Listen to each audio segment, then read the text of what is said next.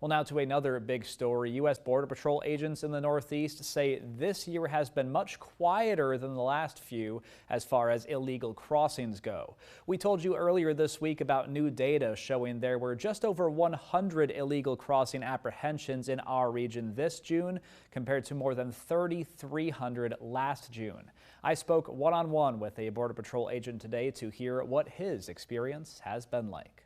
We're glad that the apprehension levels have significantly been reduced, but we still have a lot of cross-border activity going on. Agent Josh Cozzens with the U.S. Border Patrol Swanton sector says June 2024 was one of the toughest months of his career as he and other agents apprehended 3,310 people illegally crossing the border in our region, the most in the entire history of the Swanton sector. Just over 1 year later, he says his job is now back to what he considers more normal, albeit he does now have to follow a lot of new policies created by the Trump administration. Once policy changed, messaging changed, as well as our procedures changed. We're applying more significant consequences with immigration violations. But the stricter regulations have come with a major drop in illegal crossings compared to last year, which Cozzens says has allowed he and his fellow agents to focus back in on other parts of their jobs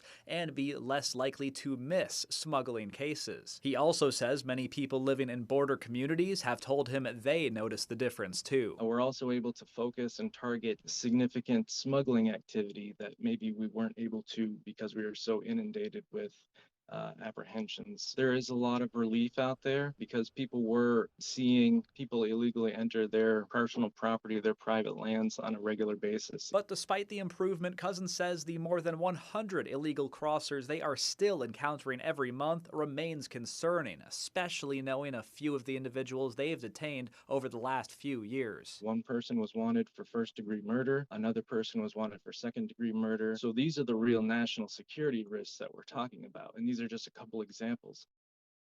And with that in mind, Agent Cozzens says anyone who sees suspicious border activity should still be reporting it.